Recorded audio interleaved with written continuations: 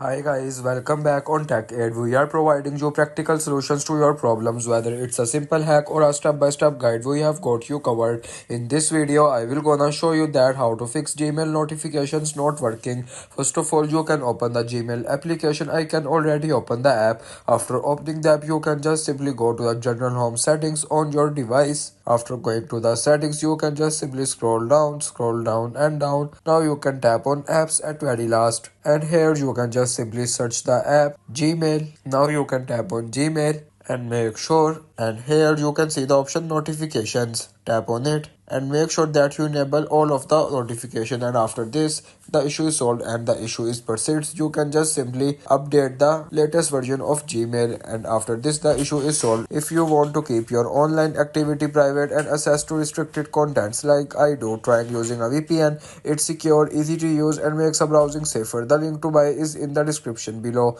If this tutorial helped, don't forget to like the video and subscribe for more practical solutions. Got questions or need extra help, drop a comment below and we will be happy to assist. See you in the next one. Thanks for watching.